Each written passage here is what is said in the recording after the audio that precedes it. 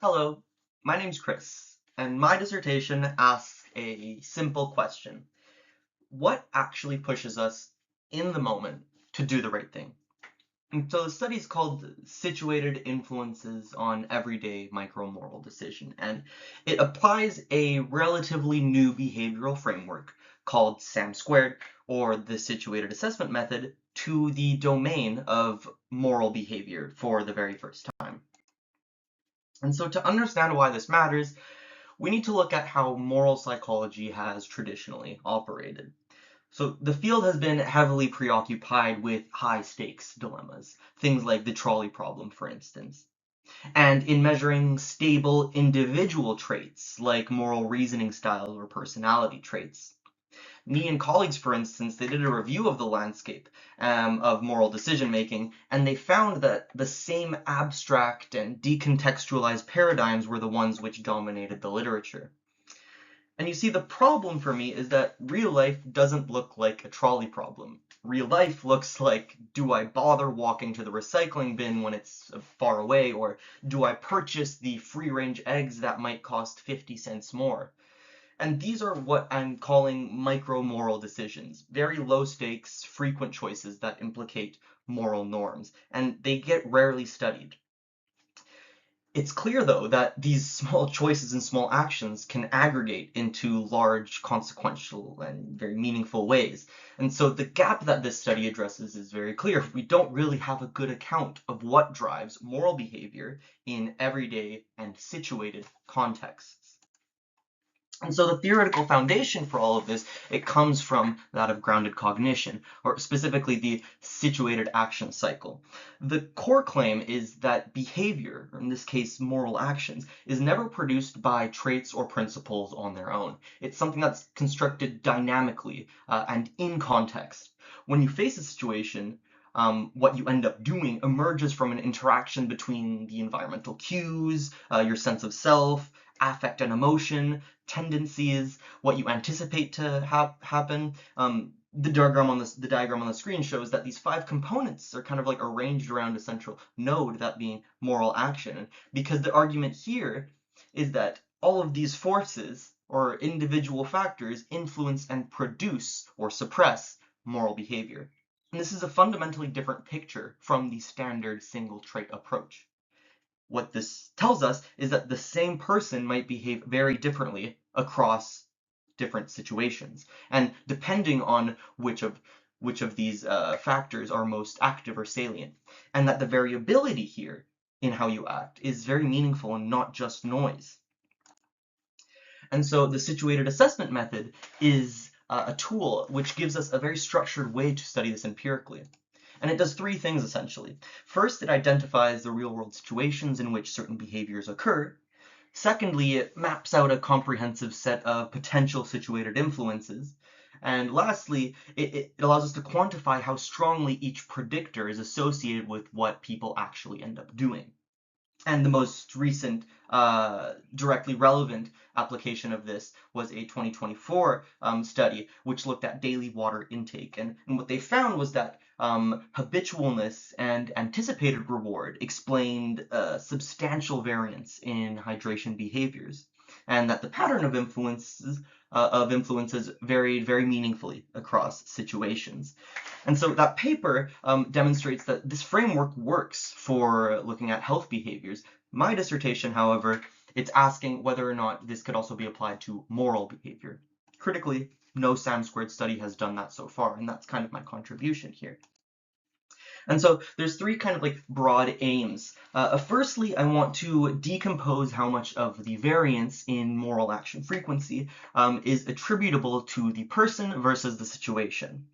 Secondly, I want to identify which of these situated predictors most strongly explain micromoral actions.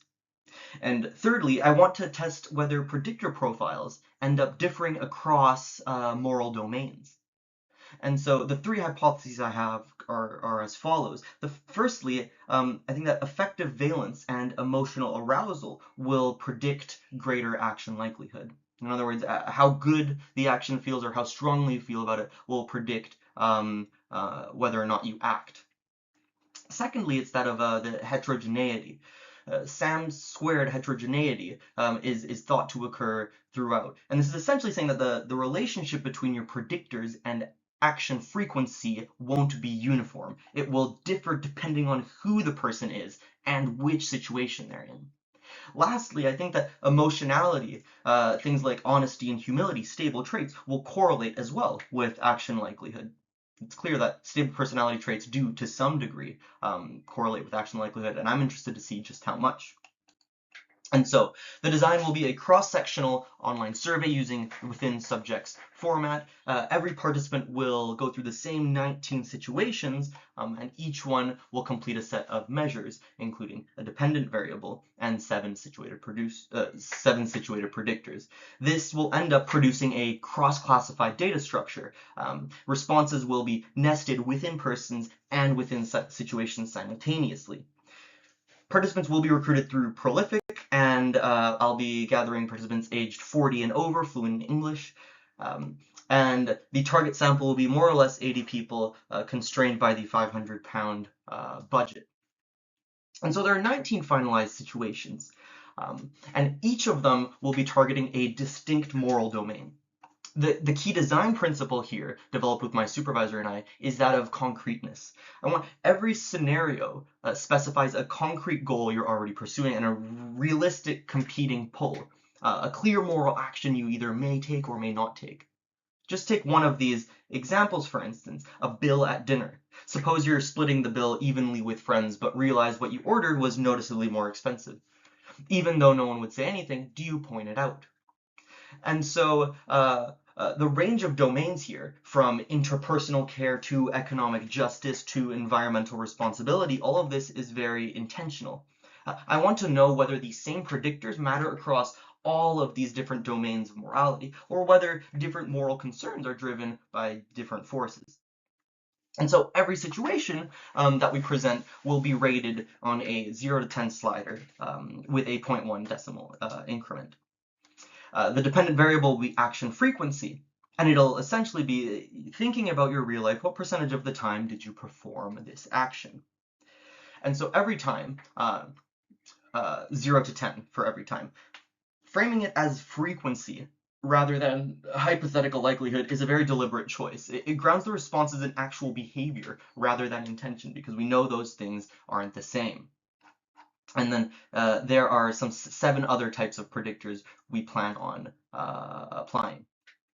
The analysis has 4 components. Firstly, that of variance decomposition. So interclass correlation coefficients will tell us exactly how much of the variability in action frequency sits between persons and between situations. Directly answering, whether moral behavior is primarily in the person or in the context. Secondly, we'll use cross-classified multi-level modeling. So the predictor scales enter as kind of like fixed effects with random intercepts for both participants and situations. This will test certain hypotheses we had earlier on and will capture person by situation heterogeneity. Domain differences are tested throughout interaction as well. Third, exploratory factor analysis. On the predictor ratings. So following a previous Sam-squared work, I want to test whether the constructs cluster into broader latent dimensions. The last type of analysis we will do is an exploratory comparison between predictor profiles across the 19 different moral domains with effect sizes and confidence intervals throughout. And so to bring this all kind of like back home, this study will be the first application of Sam-squared to moral psychology and moral behavior. It offers something existing work doesn't, a situated, context-sensitive account of everyday, small moral behaviors that moves beyond just traits, beyond artificial, abstract dilemmas, and it will tell us how much moral behavior is in the person versus the situation. Which of our 8 measures matter the most for which domains, and it will produce a validated set of 19 different situations and measures for future experimental and interventional work. The main limitations clearly are that this is a purely correlational design. We rely heavily on the self-reporting nature of the survey, and we're not looking at exactly observed behavior. Of course, we're also restricted to the UK sample and the breadth of scenario coverage. Thank you.